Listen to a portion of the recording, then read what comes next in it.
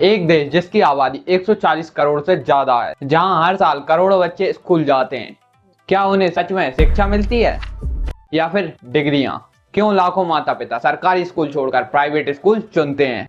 क्यों एक बच्चा 15 साल पढ़ने के बाद भी इधर उधर गलियों में नौकरी ढूंढते फिरता है? आखिर भारत की शिक्षा व्यवस्था में क्या कमियां हैं जिसकी कीमत पूरा देश चुका रहा है? आज भारत में 25 करोड़ से ज्यादा स्टूडेंट पढ़ते हैं, लाखों शिक्षक, हजारों स्कूल और सैकड़ों यूनिवर्सिटीज, और हर साल करोड़ों छात्रों की नौकरी। और आखिर क्यों 25 करोड़ से ज्यादा स्टूडेंट नौकरी के लिए भटकते हैं? और क्यों करोड़ों बच्चों का पेपर लीक हो जाता है? और हर साल करोड़ों स्टूडेंट सरकारी नौकरियां और कॉलेज में प्रवेश परीक्षाओं में बैठते हैं और आखिर में पेपर लीक हो जाता है। लेकिन सवाल एक ही है, क्या है भारत की इतना बड़ा एजुकेशन सिस्टम बच्चों को एजुकेशन दे रहा है? क्या सरकारी स्कूल वाकई में उतने खराब हैं जितने लोग कहते हैं? और सबसे बड़ा सवाल, 15 से 20 साल तक पढ़ाई करने के बाद भी लोगों को नौकरियां क्यों नहीं मिलती? आज की इस डॉक्यूमेंट्री वीडियो में हम किसी एक स्कूल, किसी एक राज्य या किसी एक सरकार पर बात नहीं करेंगे। हम बात करेंगे पूरे भारत की एजुकेशन सिस्टम की, उस सिस्टम की जो करोड़ों बच्चों का भविष्य तय करता है। तो आइए शुरू करते हैं आज का हमारा वीडियो। सो हाय एवरीवन, मेरा नाम है सत्येंद्र सिंह राजपूत और स्टार्ट करते हैं आज का हमारा टॉपिक। और हम बात करेंगे भारत की असली शिक्षा व्यवस्था की। इसके लिए आपको समझना पड़ेगा एक कहानी। एक दोस्त था राम और दूसरा था मयंक। अब ये जो राम था ना, ये थोड़ा ऐसी फैमिली से आता था जिसकी फैमिली की कंडीशन उतनी अच्छी नहीं थी, जिसकी वजह से उसके पेरेंट्स ने उस गवर्नमेंट स्कूल में ही पढ़ाया और उसने अपनी पूरी पढ़ाई गवर्नमेंट स्कूल में ही करी। लेकिन जो मयंक था ना, उसके पापा बड़े अमीर थे। उन्होंने मयंक को प्राइवेट स्कूल में कराया और बेस्ट एजुकेशन दिलाई। अब मेरा एक सवाल है आप सभी से, कौन सा स्टूडेंट होगा जिसकी आईआईटी क्रैक करने के चांसेस ज्यादा होंगे? तो आप लोग बोलोगे ऑब्वियसली बात है मयंक, क्योंकि उसने अच्छी एजुकेशन लिया है। जबकि जो राम था वो गवर्नमेंट स्कूल में पढ़ा था, और गवर्नमेंट स्कूल की हालत वो तो मुझे आप सभी को बताने की जरूरत ही नहीं है। अब यही अंतर आता है गवर्नमेंट एजुकेशन सिस्टम और प्राइवेट एजुकेशन सिस्टम में। आज भारत में लाखों सरकारी स्कूल्स हैं, लेकिन इनमें से कई ऐसे हैं जहां पर मुफ्त शिक्षा, किताबें, यूनिफॉर्म और खाना तक दिया जाता है। और यही चीज अगर हम कागजों पर देखें तो यह किसी गरीब परिवार के लिए वरदान जैसी लगती है, लेकिन जब हम हकीकत देखते हैं तो पूरी तस्वीर बदल जाती है। कहीं पर एक शिक्षक ही पूरा स्कूल संभाल रहा है, कहीं पर तो विज्ञान की लैब और कंप्यूटर तो किताबों के पन्नों में देखने को मिलते हैं, कहीं तो आज भी ब्लैक बोर्ड सही नहीं है, और कहीं तो सरकारी स्कूल खंडर बने हैं। और ऐसी परिस्थितियों में पढ़ने वाला बच्चा शुरुआत से ही कठिन दौर में उतर जाता है। और दूसरी तरफ private school, air conditioner classroom, smart board, अलग अलग विषयों के शिक्षक, स्पोकन इंग्लिश, कंप्यूटर लैब, और इसके साथ ही पर्सनैलिटी डेवलपमेंट, और साथ में ही हर परीक्षा के लिए कोचिंग जैसी तैयारी अलग से। यानी शुरुआत से ही दोनों बच्चों को मिलने वाले अवसर बिल्कुल अलग हैं। लेकिन यहीं पर एक बड़ा भ्रम पैदा होता है। यहाँ पर लोग मान लेते हैं महंगी फीस देने का मतलब बेहतर शिक्षा, लेकिन जबकि सच्चाई थोड़ी अलग है।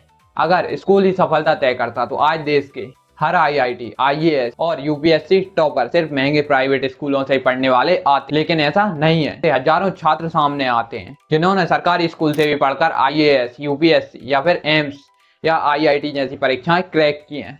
तो फिर फर्क क्या पड़ता है? फर्क पड़ता है शिक्षा की क्वालिटी पर, घर के माहौल में, सबसे ज्यादा बच्चे की मेहनत पर, और सही डायरेक्शन में। यानी सिर्फ समस्या सरकारी स्कूल नहीं है, समस्या पूरा सिस्टम है। अब जरा एक और सच्चाई देखते हैं। भारत का बच्चा नर्सरी से लेकर ग्रेजुएशन तक लगभग 15 से 20 साल तक अपनी जिंदगी के पढ़ाई में लगा देता है। इस दौरान वह हजारों पेज पढ़ता है, सैकड़ों लाइनें लिखता है, सैकड़ों परीक्षाएं देता है। लेकिन जब भी वह पहली बार किसी इंटरव्यू में बैठता है तो उससे पूछा जाता है आपकी स्किल्स क्या हैं? और यहीं से शुरू होती है भारत की एजुकेशन सिस्टम की बड़ी विफलता, क्योंकि हमारा सिस्टम ज्ञान से ज्यादा अंकों पर महत्व देता है। यह बच्चों को सवाल पूछना नहीं सिखाता, बल्कि किताबों में लिखे जवाब को रटना सिखाता है। यह उन्हें समस्या हल करना नहीं सिखाता, बल्कि परीक्षा को पास करना सिखाता है। स्कूल का लक्ष्य सिर्फ सिखाना नहीं, बल्कि रिजल्ट बन जाता है। कोचिंग का लक्ष्य सिर्फ ज्ञान नहीं, बल्कि रैंक बन जाता है। और धीरे धीरे भारत का एजुकेशन सिस्टम एक ऐसे दौर में बदल जाता है जहां पर करोड़ों बच्चे भाग रहे हैं, लेकिन बहुत कम बच्चों को पता है कि आखिर उनकी मंजिल है कहाँ। एक रिसर्च के अनुसार 100 में से सिर्फ 90 बच्चों को तो अपना मंजिल पता ही नहीं। सिर्फ 10 बच्चों में सिर्फ 1 से 2% बच्चों को मंजिल मिल पाती है। और यही कारण है भारत के करोड़ों स्टूडेंट रोड पर डिग्रियां लेकर फिर रहे हैं। उद्योगों को चाहिए सिर्फ स्किल्स, और इंडिया के छात्रों के पास होती है सिर्फ मार्कशीट।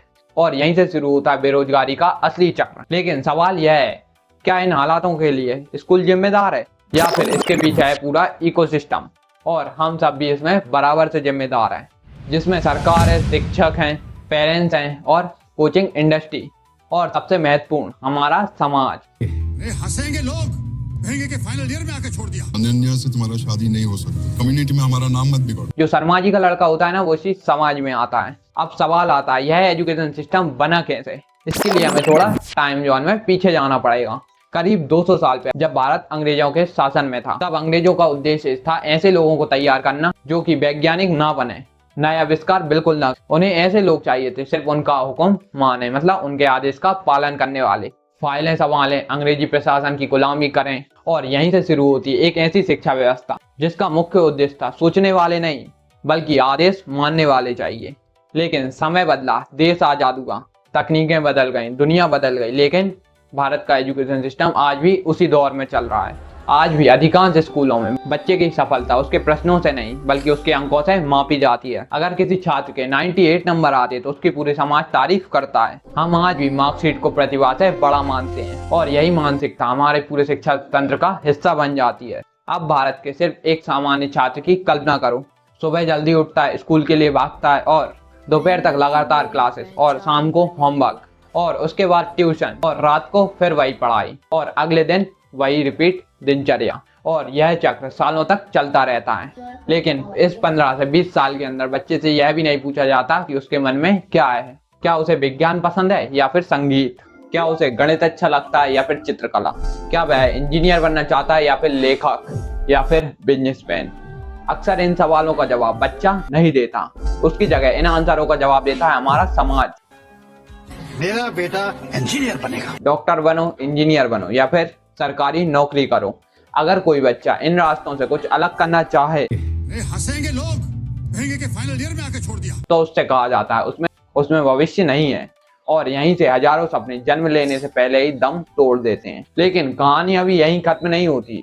अब इस कहानी में एक और खिलाड़ी प्रवेश करता है, एक ऐसा उद्योग जिसका हर साल लाखों करोड़ों रुपए का व्यापार होता है, जो छात्र के डर, माता पिता की उम्मीद, सरकारी एग्जाम के बलबूते पर खड़ा हुआ है। तो इस खिलाड़ी का नाम है कोचिंग इंडस्ट्री। आज देश के कई शहर तो सिर्फ कोचिंग के लिए ही पहचाने जाते हैं। लाखों छात्र हर साल अपने घरों से दूर सिर्फ एक परीक्षा की तैयारी के लिए जाते हैं। उनका लक्ष्य कोई चीज सीखना नहीं बल्कि अपनी एग्जाम में एक सीट तय करना होता है। लेकिन सवाल यह है, क्या कोचिंग शिक्षा की कमी को पूरी कर रही है? और बच्चों के माता पिता जमीन बेचकर, तो कभी कर्ज लेकर, तो कभी अपनी जरूरत को छोड़कर बच्चों की कोचिंग फीस भरते हैं, क्योंकि उन्हें लगता है अगर उनका बच्चा कोई भी एक एग्जाम में सिलेक्ट हो जाता है तो उनकी पूरी जिंदगी बदल जाएगी। क्या हर बच्चा सफल होता है? बिल्कुल नहीं। अगर किसी परीक्षा में 10 लाख छात्र बैठते हैं और उनमें से चयन सिर्फ 10,000 का होता है, इसका मतलब है 99% छात्र असफल घोषित कर दिए जाते हैं। लेकिन क्या सच में वह असफल होते हैं या सीटें इतनी कम क्यों हैं? क्यों सभी योग्य छात्रों का भी चयन असफल हो जाता है? यही वह सवाल है जिस पर बहुत कम लोग बात करते हैं। कोचिंग संस्थान अपने सभी सफल छात्रों के पोस्टर लगाते बड़े बड़े, AIR 1, AIR 2, AIR 10, लेकिन उन छात्रों की कोई तस्वीर नहीं दिखाता जो कि पूरी साल मेहनत करने के बाद भी असफल हुए हैं। क्योंकि सफलता बिकती है, संघर्ष नहीं। धीरे धीरे शिक्षा सेवा कम, व्यवसाय ज्यादा बनती जा रही है और बच्चों को लालच दिया जाता है। नई नई कोचिंग, नए नए बैच, VIP सीटें। हर साल इस उद्योग का आकार बहुत बड़ा होता जा रहा है। तो इसका मतलब क्या है? कोचिंग गलत है? बिल्कुल नहीं। हजारों अच्छे शिक्षक हजारों छात्रों की मदद भी करते हैं। कई छात्रों की सफलता में कोचिंग की महत्वपूर्ण भूमिका होती है। समस्या कोचिंग नहीं है, समस्या तब शुरू होती है जब गवर्नमेंट स्कूल में मिलने वाली शिक्षा इतनी कमजोर हो जाती है कि बिना कोचिंग के बच्चा खुद को असहाय महसूस करता है। अगर स्कूल ही अच्छी पढ़ाई दे तो क्या हर बच्चे को कोचिंग लगाने की जरूरत पड़ेगी? यह वही सवाल है जिसका जवाब पूरे भारत के एजुकेशन सिस्टम को देना चाहिए। अब जरा एक और सच्चाई देखिए, क्या एक एग्जाम बच्चे की पूरी जिंदगी तय करता है? शायद बिल्कुल नहीं। क्योंकि दुनिया में ऐसे अनगिनत लोग हुए हैं जो कि कोई बड़ी परीक्षाओं में विफल हुए हैं, लेकिन उन्होंने बिजनेस या फिर खेल या फिर संगीत में एक इतिहास रच दिया है जिसे आज भी पूरी दुनिया याद रखती है। यानी सफलता का रास्ता सिर्फ एक परीक्षा नहीं है, लेकिन हमारा समाज आज भी विश्वास दिलाता है गवर्नमेंट एग्जाम या फिर कोई भी एक एग्जाम बच्चे की जिंदगी होता है। अगर यह एग्जाम छूट गया तो मानो जिंदगी खत्म हो गई। और यही सोच सबसे खतरनाक होती है, क्योंकि शिक्षा डर पैदा करने के लिए नहीं होती बल्कि इंसान की क्षमता जगाने के लिए होती है। और अब हम बात करते हैं पेपर लीक की। तो भारत सरकार को ध्यान देना चाहिए इस चीज पे कि पेपर लीक हो रहे हैं बच्चों के, और अच्छे नए नियम लागू करना चाहिए और भारत देश के स्कूलों को और अच्छे से ट्रीट करना चाहिए, और जिससे गरीब बच्चा भी अच्छे से एजुकेशन ले पाए। और कई बड़े क्षेत्रों में तो एजुकेशन सिस्टम अच्छा है गवर्नमेंट का, लेकिन कई दूर इलाके में गांव क्षेत्र होते हैं, वहां पर एजुकेशन सिस्टम बिल्कुल खराब है।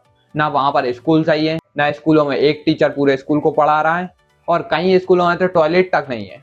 तो इस चीज पर भी सरकार को ध्यान देना चाहिए।